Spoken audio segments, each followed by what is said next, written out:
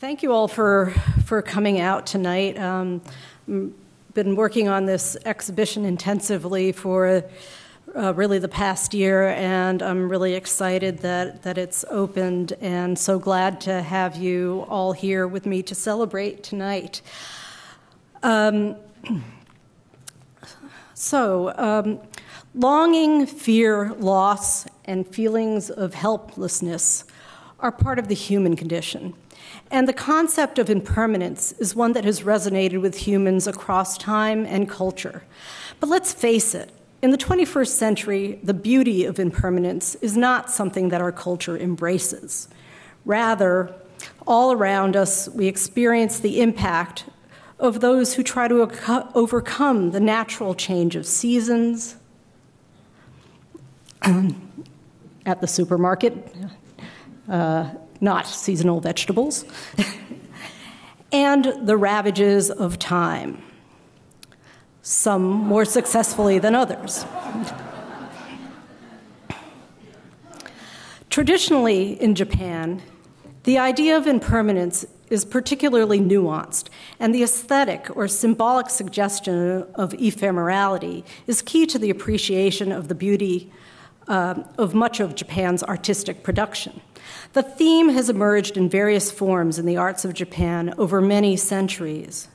In Japan, as throughout much of the world, early sculptures, vessels, and amulets come from contexts that have largely been lost, but modern humans feel compelled to try to scientifically reconstruct them.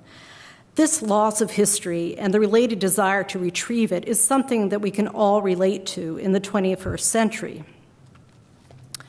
In Japan, it was about 150 years ago that there was a concerted effort to modernize. With the 1868 Meiji Restoration, Japan opened to trade with the West and enthusiastically adopted Western-style systems of politics, economics, education, science, technology, and medicine. With these changes, Japan transformed herself into a modern, industrialized nation. The modern practice of archaeology began in Japan when the American zoologist and Asianist Edward Samuel Morse and his students excavated the Omori shell mounds, a prehistoric site in Tokyo, in 1877.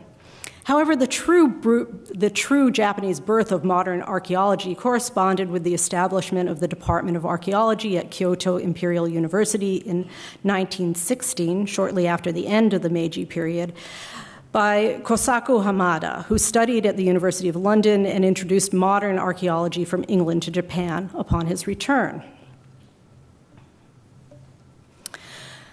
We do not know what language the Neolithic people of Japan's Jomon period, circa 15,000 to 300 BC, spoke. The name Jomon means cord markings, and it is a term inspired by impressed patterns on some of the ceramics produced by these people. In the 1930s, Japanese archaeologists unearthed a deep pot with dramatic twisting extrusions like this one on the screen and described it as flame-decorated because of the impressively sculpted rim, which reminded them of flickering fire. Given the impracticality of their elaborate designs, scholars traditionally have assumed that the semi-sedentary Jomon people made them for the preparation of food or drink for consumption during rituals. Like all Jomon vessels, this one from the Weber collection is coil built by hand out of moist, soft clay. Once the clay had dried, the vessel was fired in a bonfire as hot as 900 degrees Celsius. Potters created these clay figurines in the northeastern region of Japan during the final phase of the Jomon period. The goggle-eyed dogu are associated with the Kamigaoka culture, which flourished in the Tohoku region in the northeast of the main island of Japan. These people were fishermen and hunters who had occupied the region from at least the 5th millennium BC. And I think you can see on these two figures those cord marks that I mentioned, which relate to the name. The vast majority of excavated earthenware figurines clearly represent women. These figures have small protruding breasts and wide hips. Archaeologists have found thousands of these figurines in fragmented condition, leading them to speculate that they were intentionally broken and their pieces scattered ritually in villages to promote fecundity. Jomon culture gradually was subsumed by waves of immigrants from the Asian mainland, mainly Korea, arriving first on the southernmost island of Kyushu and bringing the culture later called Yayoi. Rice culture, as well as bronze and ironwork, spinning, and weaving, are among the practices they brought that radically influenced Japanese civilization. The Yayoi civilization from circa 300 BC to 300 CE got its designation from a find site, Yayoi-cho, a district in Tokyo. This jar on the screen features the thinner, harder, higher quality pottery developed by the Yayoi people under the influence of immigrant potters. After using a spatula to smooth the surface of this jar, the potter coated it with vermilion.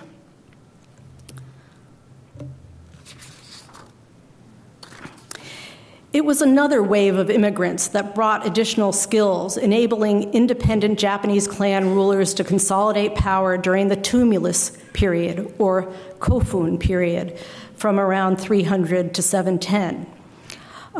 This period takes its name from the distinctive grave mounds that characterize the burial practice of its people. And you can see two of these keyhole-shaped tombs on the screen, these in Imperial Tombs in Osaka Prefecture. During the tumulus period, clay representations of humans, weapons, armor, buildings, and animals came to be placed at the top, center, edges, and entrance of the keyhole-shaped tombs that were built for elite clan members and royalty. Known as haniwa, circle of clay, these objects developed from simple earthenware cylinders placed in the soil around a tomb to demarcate the burial space and perhaps also to prevent soil erosion. This is just to give you a sense of how those figures would have been placed on the tomb mound. They also might have served a ritual function or to have represented the status of the tomb occupant.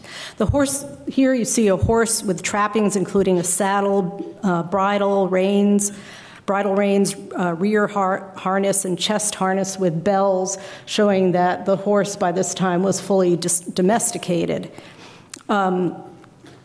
On this piece from the Weber collection and from Asia Society Rockefeller collection, this figure of a man on the left, and you can see that he also is wearing these jodhpur-like pants, has this kind of unusual comma-shaped thing on the front of his tunic, which nobody's been able to identify. And there's also remnants of red paint on those earrings that are hanging down, and also on that kind of diadem he's wearing on his head, or coronet.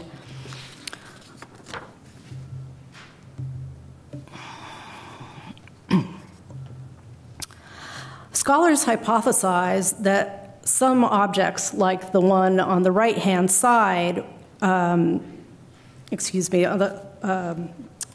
me start again. We're looking at the one on the right-hand side. This is a shell-patterned, wheel-shaped stone ring known as a sharinseki, and it's one of 132 stone discs discovered in the main chamber of the 4th century Shimano-yama tumulus in present-day Nara Prefecture, dating around to the 4th century. Modeled from green tuff and with traces of red pigment, it imitates talismanic ornaments from the earlier Yayoi period made of shells from the seas around the islands of Okinawa. In the Shimano-yama tumulus, only stone sharinseki were discovered, like this one, suggesting that the earlier Yayoi magical rituals might have waned or acquired new meaning.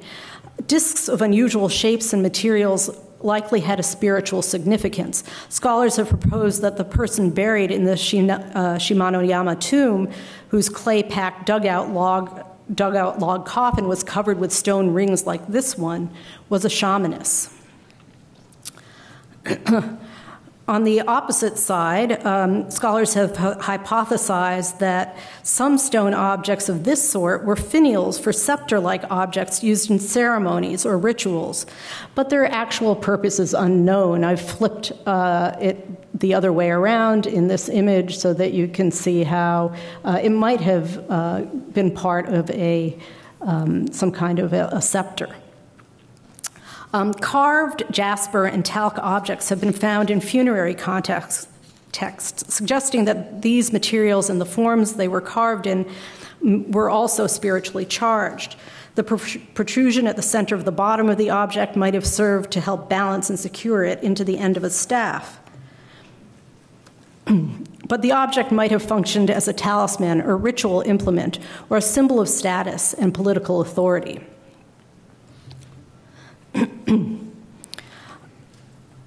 This small ring-shaped pommel embellished the hilt of a ceremonial sword. And you can see the types of swords that it might have, it probably belonged to on the left-hand side in these schematic drawings. As you can see, there's a kind of, we say a dragon head here. Some people have identified the animal as phoenix as well.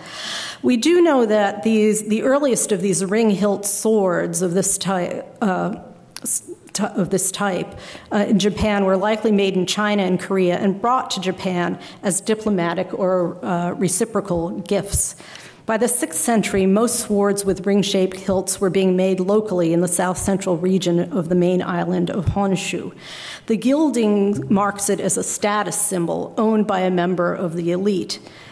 This pommel is made of brass rather than bronze, as a lot of them are, and that's quite rare in kofun or tumulus period burial objects.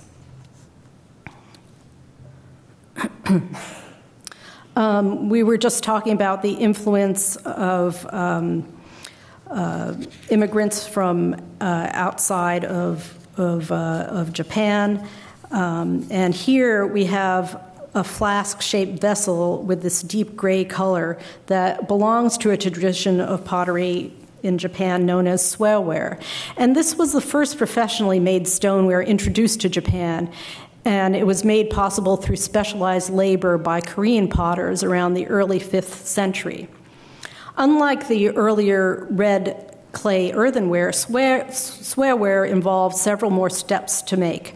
It was formed by using the slab method for the body and the coil method for the neck and lip, finished on a wheel and fired in a deoxidized tunnel kiln known as anagama in Japanese. The characteristic gray color was obtained by adding damp foliage into the kiln at the end of firing. Swearware was used for ritual offerings as well as for practical purposes, such as cooking or serving and storing food and liquids, but we don't really know whether this was a practical object or a piece made for funerary purposes. What is obvious, though, is that clearly whoever made it was creating a form that was imitating one that was originally in leather, and you can see those seams imitating what would have been a leather model. Historically in the West, art related to the theme of impermanence is best characterized by Memento Mori, Latin for remember, you must die. These artworks were intended to prompt viewers to consider their mortality. We have an example here on the left-hand side, made out of ivory. Memento Mori began appearing on the back of portraits in 15th century Europe, often featuring skulls painted within a niche and accompanied by an admonitory motto. And here you can see there's quite a attractive young woman on the front of this carved ivory piece, but on the back we see her in advanced state of decay. The message would remind The message would remind the Christian sitter that while they may desire to have their appearance immortalized, the only way to preserve their soul in the afterlife would be to lead a virtuous life. Related to this tradition are a 17th century genre of still life paintings that flourish particularly in the Netherlands. These works, known as vanitas, feature symbolic objects alluding to the transience of life and the pointless quest for earthly pleasure as well as power and glory. So we see such a painting on the right-hand side. Unlike artworks, vanitas poems are rare, but one, Vanitas Vanitatum, by the late 16th, early 17th century playwright John Webster, captures the same concerns as these paintings. It ends, "Sweetest breath and clearest eye, like perfumes, go out and die. And consequently, this is done as the shadows wait upon the sun, vain ambition of kings who seek by trophies and dead things to leave a living name behind, or rather behind, and weave but nets to catch the wind."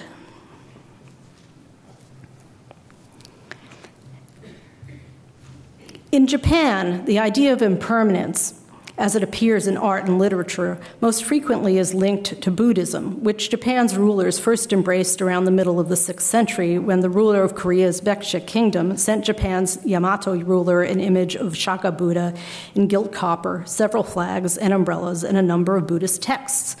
For Buddhists, the concept of impermanence is closely related to the understanding of and the desire to escape from the cycle of rebirth and death through enlightenment. Life is suffering.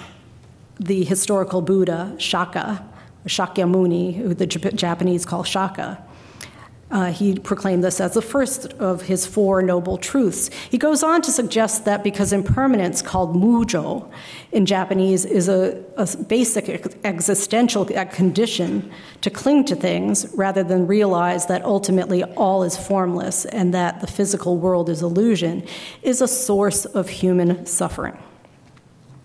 Recognizing the existence of mujo is an essential step towards the elimination of desire and achievement of enlightenment.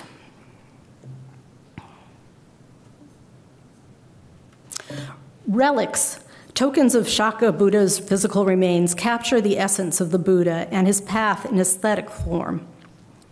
This rock crystal on the left, reliquary, enshrining 5 transparent quartz pebbles, perhaps river pebbles, as relics in the form of a 5-element pagoda. Is from the Weber collection, as is the piece on the right. After Shaka was cremated, his followers distributed his remains in burial mounds. These are known as stupas. Stupas evolved in East Asia into pagodas, which, like stupas, are shrines housing the Buddhist relics. The gorinto shape is associated with esoteric Buddhist tradition. The square base of a gorinto, as we see here, represents earth, the sphere water, the pyramid fire, the hemisphere wind, and the teardrop-shaped finial space. The other reliquary we're looking at, an elaborately painted portable shrine known as a zushi in Japanese, houses 5 relics, round beads of different materials. They are behind rock crystal in a circular, rock crystal in a circular concave recess at the center of the shrine. The relics symbolically represent the historical Buddha Shaka, which accounts for the inclusion of the 16 rakan, or arhats, the ascetic followers of Shaka who were present at his death and nirvana and who venerated his relics, and the flanking bodhisattvas Manju and Fugen.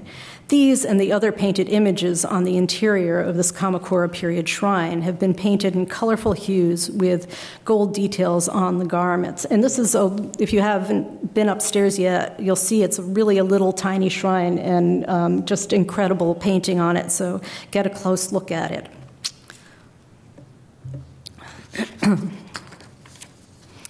This receptacle on the left is in the shape of a pagoda, a common form for East Asian containers for sutras that adherents ritually have deposited in Buddhist temples and pagodas to gain merit. Buddhists considered the sutras relics of the Buddha because they were his teachings. This container is of a type found only in northern Kyushu sutra mounds. It's composed of 3 parts that stack up one upon the other: a stepped pedestal, a tubular body of 3 segments, and a domed roof pinnacle lid crowned with a finial consisting of 4 rounded and 1 flame-shaped jewel-like form. In Japan, by the Heian period, to which this container dates, people feared they were living in the age of Mappo, the end of the teaching of the Buddhist law, a degenerate period. By creating sutra mounds, they hoped to both promulgate and protect Buddhist text until the advent of the next Buddha, Miroku Buddha, billions of years in the future. Next to it is a plate belonging to a set of 37 engraved, a total of 37 engraved with the entire Lotus Sutra, the main text of the Tendai Buddhist sect during the Heian period. The set was enshrined in the mountains of Yayama behind the temple in response to what believers thought was the end of the Buddhist law that I just discussed, calculated to be in 1052. 19 of these plates and the remains of a 6-sided bronze box incised with 6 images of the Bodhisattva canon are stored at Choanji, where they are preserved as important cultural properties. And Dr. Weber is very fortunate to have this plate from chapter 19 in his collection. And we're fortunate to be able to see it here. On the left-hand side, we see a Petite Sutra scroll, which likely functioned as an amulet rolled up, kept in a bag, and hung around the neck of an aristocratic woman. This brief and easily memorized sutra, the Heart Sutra, which concerns emptiness of self and all phenomenon, is one of the most popular sutras in the Buddhist world. The back of the scroll is painted in gold and silver with grasses, a willow tree, a stream, and insects. And you can see that the text of the sutra itself is written also beautifully in gold ink. It is really tiny, and you should take a close look at that as well in the galleries. Also here on the screen is a sutra fragment that belongs to the 29th chapter Kengu-kyo, the Sutra of the Wise and Foolish. This fragment is believed to have belonged to the Ojomu, a transcription of the sutra attributed to the Emperor Shomu, who reigned from 724 to 749, that was passed down to Todaiji, a temple in Nara, but dispersed with the exception of 1 volume from the multi-volume set. The calligraphy is inked on white paper, thickly inked on white paper known as dabishi, or cremation paper. Dabishi takes its name from paper said to have been composed from the powder remains of shaka. In the Buddhist world, this material had a well-known association with a sandalwood image of the Buddha commissioned by the legendary king Udayana of Kausambi, a contemporary of the historical Buddha. The faithful believed that this sandalwood figure is especially auspicious, so sandalwood was an ingredient added to the paper on which the text of the scroll was written.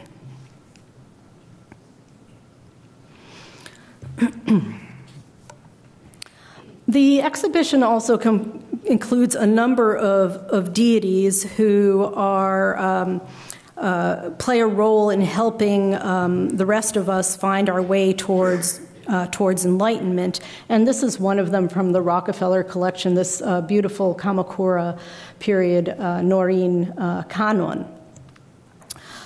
This is one of the many forms of Kanon or Avalokiteshvara, the Bodhisattva of compassion, and this is one of the esoteric forms here with 6 arms that were popular in Japan. On the other side of the screen is an image of Fugen Bosatsu, the Bodhisattva Samantabhadra. It was probably the right panel of a triptych with Shaka in the middle, and on the opposite side, an image of Monju Bosatsu, the Bodhisattva Manju Shri. Fugen, who is associated with compassion also, is astride his customary mount, a recumbent tusked white elephant. The artist, Kano Tsunenobu, followed his father, Kano Nanobu, and became head of the Kano School of Painting's one of their prominent lines. He was a painter in attendance, that is, this artist, to Edo's ruling Tokugawa shoguns. Tsunenobu had a deep knowledge of Chinese painting, and in this case, this manifests itself in the washi ink style associated with Chan, or Zen Buddhist painting of China. This is an amazing painting that has this very washy brushwork, but also beautiful fine brushwork as well.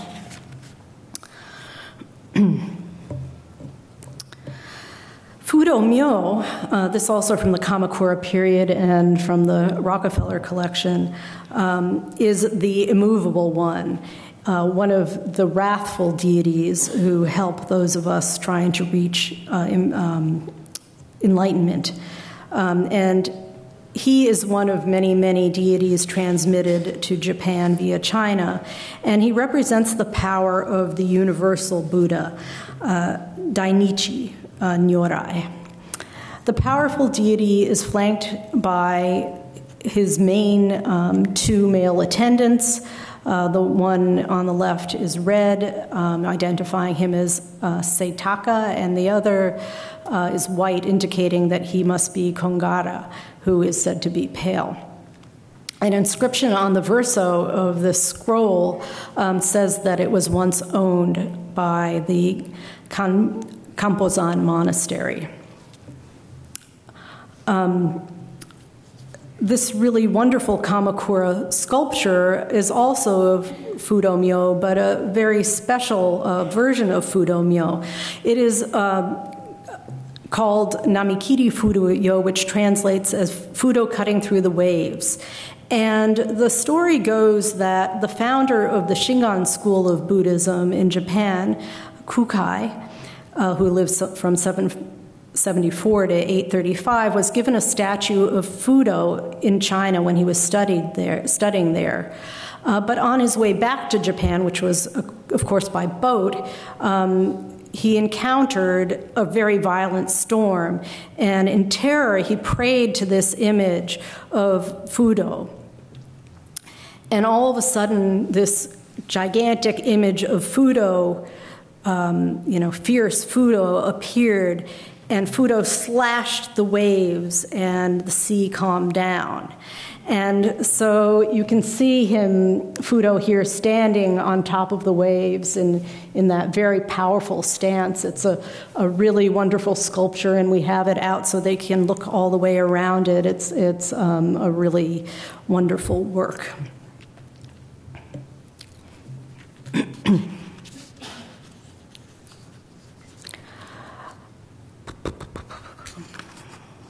This fragment of an illustrated biography of Koo Chi, the same Koo Chi I was just talking about, documents the time when he was giving a feast at the Qinglong Temple in Chang'an in China when he was studying there. He did this as a meritorious act for 500 monks after he was initiated in 805 into the secret teachings of esoteric Buddhism by Hui Guo, the seventh patriarch of the sect. And this set of scrolls is also related to an important patriarch, the illustrated life of Shinran Shonin, who lived from 1173 to 1263. This painting is dated 1699. This is the celebrated founder of Japan's true Pure Land sect of Buddhism. His teaching stresses the adherent's awakening to his karmic reality as an unenlightened being, as well as its unconditional love of Amita, the Buddha of infinite light who lives in the Western paradise. The biographical illustrations progress chronologically from right to left, top to bottom, and these kinds of biographical sets were hung in temple halls during the annual memorial service commemorating this master's death. The images enhance the experience of those listening to a monk recite the story of Shinran's life. Here I have two details. On the left-hand side, you see Shinran's teacher Honen writing his laudatory inscription on his portrait and Shinran receiving it. And above, you can see that big flame, which is actually the cremation of Shinran. Kamiko, handmade paper clothing, had existed in Japan since the 10th century, and this paper kimono was made in the 19th century for a participant at the early March water drawing ceremony, Omizutori at Todaiji, the great Buddhist temple complex in Nara, and miraculously has survived. This purification rite at the temple's Nigatsudo Hall has taken place since the mid-8th century. Young monks have traditionally made their own white garments like this one to wear during the ceremony. They joined sheets of paper with starch, gently crumpled the paper, then sewed and lined the kimono with cotton as part of the process for freeing themselves from dependency. After being worn for the entire 2-week ceremony under austere circumstances, the garments became torn, tattered rags. And at the end of the ceremony, which includes burning torches, spraying auspicious ash on observers from the temple hall's balcony, the monks burned their robes in a blazing fire. So those are the auspicious ashes, not the burning of the robe, but very dramatic. So obviously this pristine example was never worn. And Dr. Weber's very fortunate to have it because the manufacturers or the people who made these robes by hand are no longer doing so.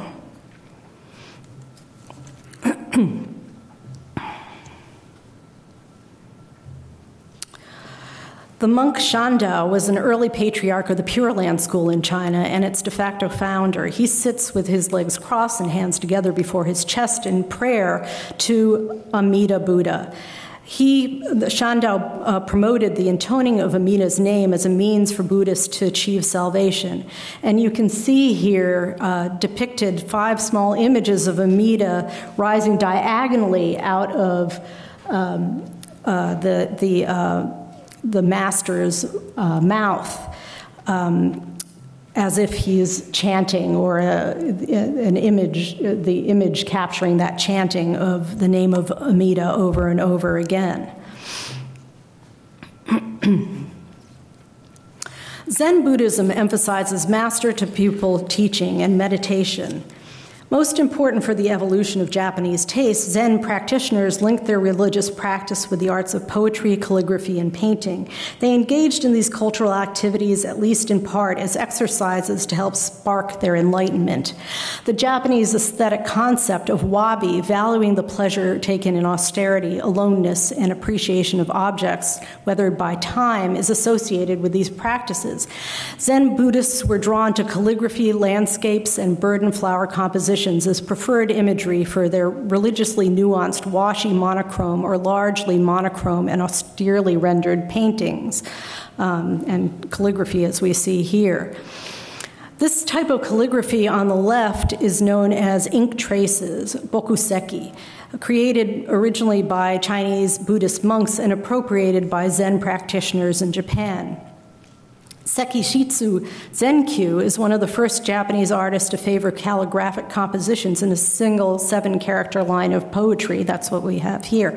This cursive calligraphy is the last line of a 4-line poem entitled To the Tao Master Shu, attributed to a Tang Dynasty Chinese poet. The written line and the one that would precede it may be translated, "Why speak of attaining it above the temple of heaven? For 10,000 miles the moon is right there in the middle." This line of poetry can be interpreted as a Zen riddle or koan that may be translated, "Not a single cloud for 1,000 miles, an admonition against having a fixed understanding of how to obtain enlightenment." This abbreviated but powerful painting is the work of Josue Soen, a painter and monk of the important Zen temple Enkakuji in Kamakura. Soen was a disciple of the venerated ink painter and Zen priest Sesshu Toyo. In addition to being trained in Zen Buddhist practice and painting, Soen was a student of Chinese poetry and prose, and he has included a slightly modified Chinese poem that refers to Mount Lu in China on this piece.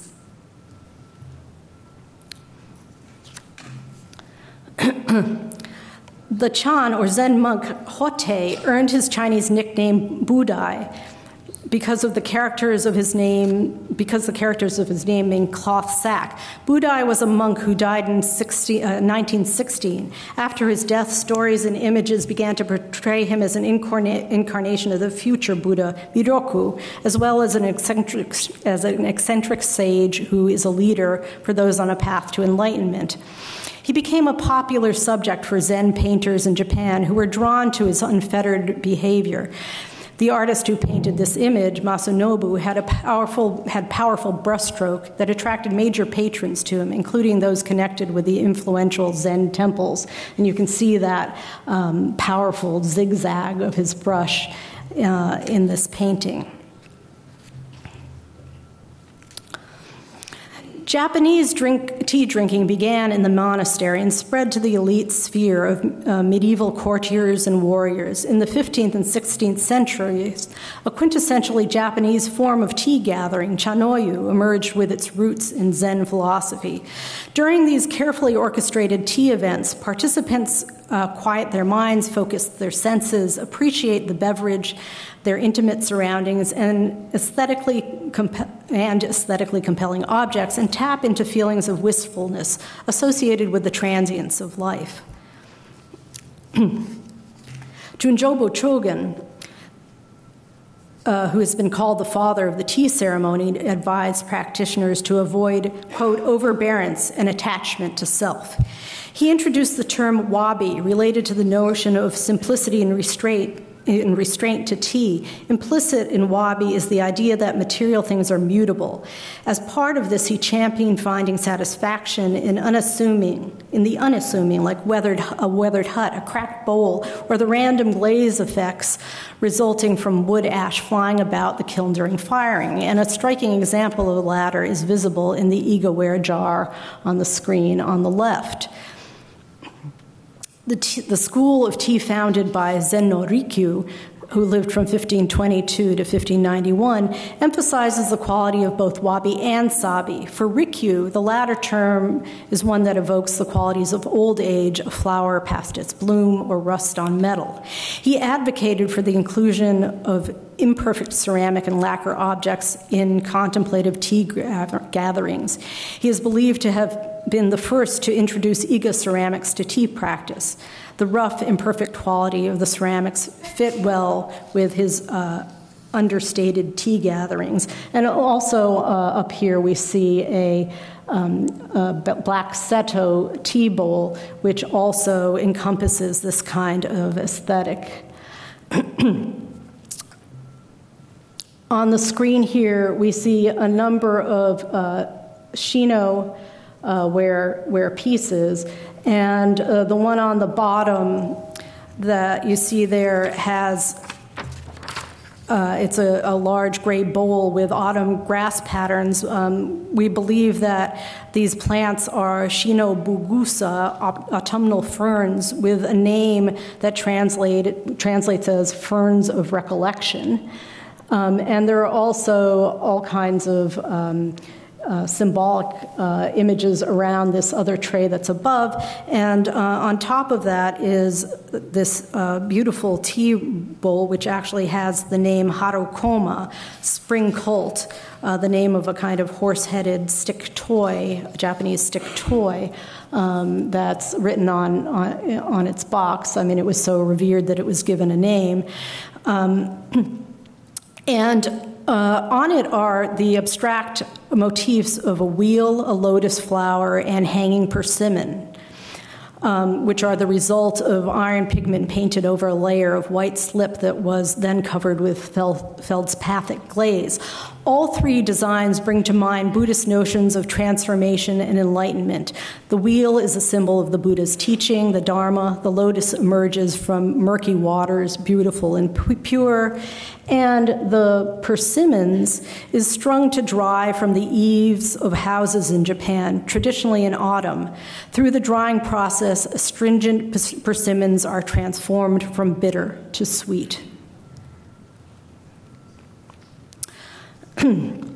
Tea master Senno Riku's student Furuta Oribe, 1544 to 1615, a former military general who studied Zen Buddhism, catered his style to tea to the military class, and his taste is characterized by the rough yet bold asymmetrical aesthetics of Ariba ware, like these dishes that you see on the screen. They are deep rectangular serving dishes that resemble traditional Japanese metal weights. They were made in wooden molds. And you can see that the potters have exploited the thick copper green glaze. It pools down their sides and was very, very difficult to control. You can see these two have hanging persimmons patterns on them. And those pieces are in the Weber collection. At Asia Society, in the Rockefeller collection, we have this sake bottle with autumn grasses.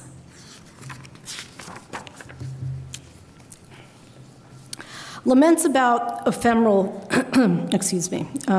These two pieces are examples of what is known as Nagauta ware lacquer, which was highly appreciated because the layers of black lacquer underneath would start to be revealed when the layer of red lacquer on top, or layers of red lacquer on top, started to be worn away, so that the way that age becomes part of the aesthetic was highly appreciated by collectors. This is a particularly large tray which could hold several tea bowls for honored guests, probably visiting the temple abbot. We know that this was used at a Zen temple located in Setsu province.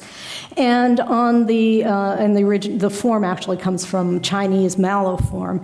And on the right-hand side is a bottle known as a heishi, highly desired by tea aficionados who love to place them in the alcove of the tea room. This bottle actually was in the possession of the legendary film director Kurosawa Akira, who used it in the memorable climax scene of his Throne of Blood. So he's our star actor of today's lecture.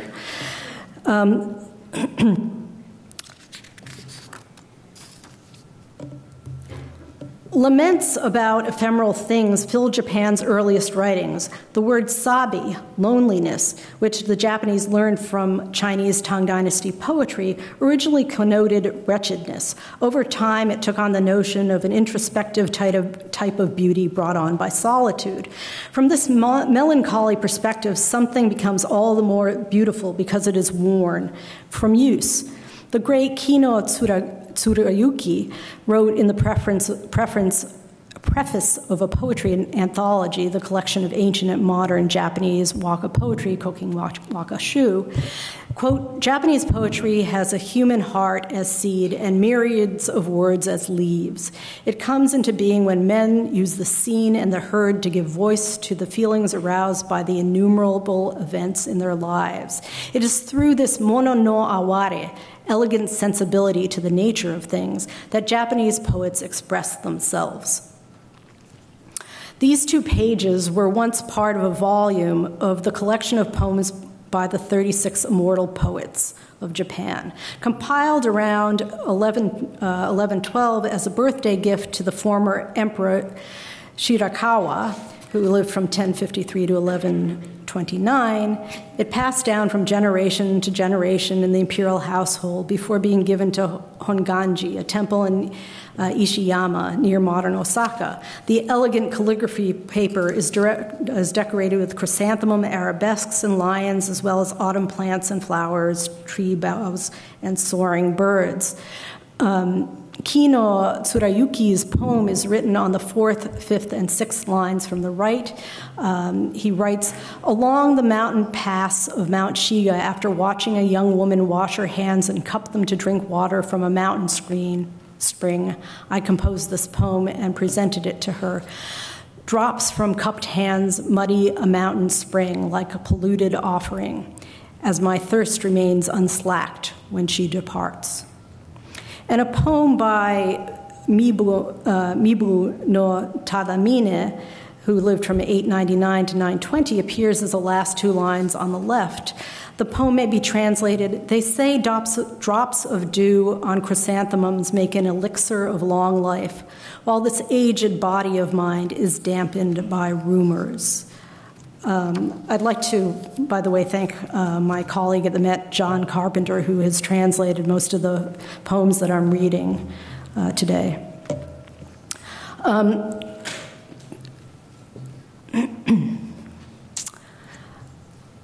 These images from an impressive pair of scrolls are thought to belong to the earliest paintings that included all of Japan's 100 immortal poets.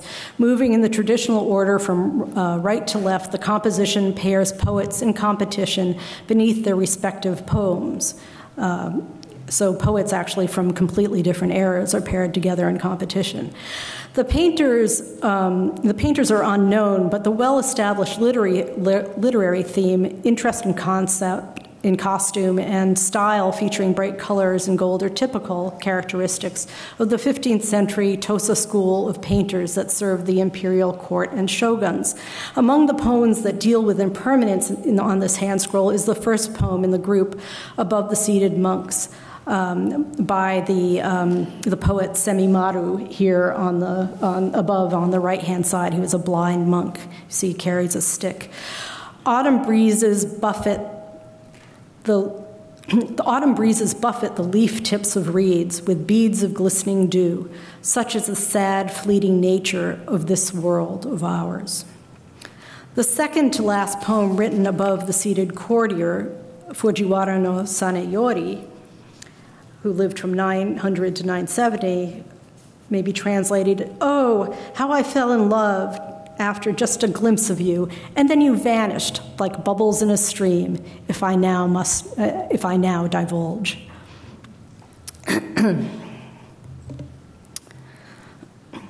Genji card games were a local adaptation of Western playing cards introduced to Japan by Portuguese merchants in the second half of the 16th century. They take as their subject the great Japanese novel, The Tale of Genji, by the Heian period author Murasaki Shikibu. There are 54 pairs of cards in a set, with a pair of each of the book's 54 chapters. In each pair, one card has a representative image from a chapter along with the chapter title and the first part of one verse from the chapter. The matching card has the calligraphy of the remainder of the poem. The game is a sophisticated exercise that requires players to know the chapters, their poems, and visual clues by heart so that they are able to join matching pairs. Many of the themes of the chapters and poems are poignant ones, with either direct or indirect reference to the ephemerality of life. Among those poems that meditate on love and longing and the bittersweet suffering that endures despite the transience of life is a poem in chapter 13, Akashi, the lady at Akashi. That's what we're seeing here enlarged. Race on through the moonlit sky, O roan-colored horse, and let me be briefly with her from whom I long. This particular translation is by Edward Seidensticker. The four seasons connote impermanence through cyclical change and serve as a prevalent theme in Japanese poetry, calligraphy, and painting. Paintings that capture landscape imagery related to the four seasons have a long history in East Asia. In Japan, the specific subject of farming in the four seasons developed in the 15th century prior to the production of this atmospheric pair of screens that you see here. The screens detail the process of rice cultivation from the soaking of seeds, planting, transplanting, and weeding in spring and summer through the progression of harvesting, threshing, drying, husking, grinding, and finally storage in fall and winter. This screen will be on view during the second rotation of the exhibition. In this rotation, we can see these blossoming cherry trees at Yoshino. The bold screens capture the dazzling vista of the trees in the hills of Yoshino, which are still a top destination in Nara Prefecture during the spring.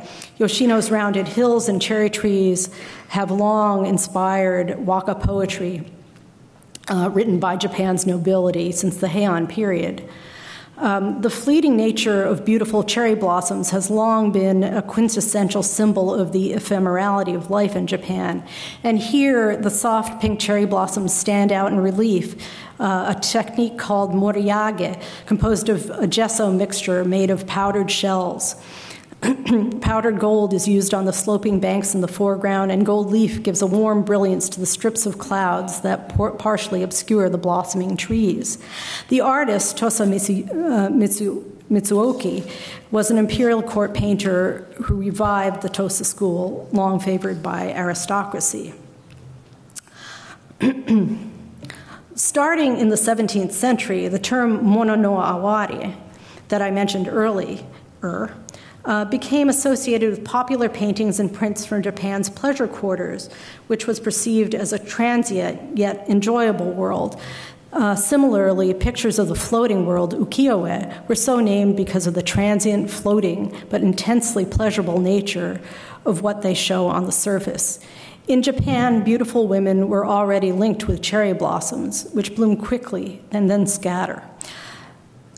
This composition, set in the Yoshiwara pleasure quarters, presents the three stages of the top-ranked courtesan's career, from elaborately clad child attendant on the left to teenage apprentice in red, and a courtesan in her prime.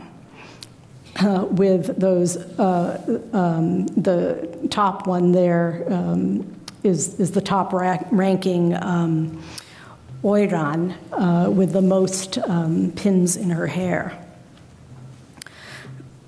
Time is fleeting for each of them. They will age and their allure will fade, and eventually they will be replaced. Kubo Shunman, the artist, was also a cultured fiction writer and poet and woodblock artist. And he stresses a theme of transience by including the branch of a blossoming cherry tree shedding its quickly fading petals over the head of the highest-ranking courtesan to the left. Highest-ranking courtesan, the oiran is to the left, the highest-ranking courtesan to the left with the most pins. And you can see that he's really kind of pounding that point with the fluttering leaves. The design of a tattered fan on this 19th century campaign coat brings to mind the words of the late 16th to mid-17th century warrior, tea aficionado, and waka poet Hosokawa Sansai, who wrote that the sight of a helmet lying broken on a battlefield was something truly heroic and beautiful. The sophisticated applique of a torn fan selected for the back is a classic Japanese metaphor for the fragility of life.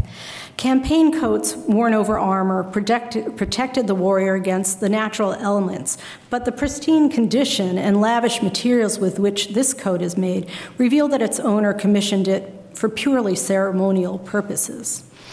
As I close with this lovely image of the golden ribs of a fan intact but paper torn and in a pronounced state of disintegration, we are reminded that once again, despite all our efforts to defy the passage of time, ultimately our lives and the lives of our loved ones are impermanent. Thank you.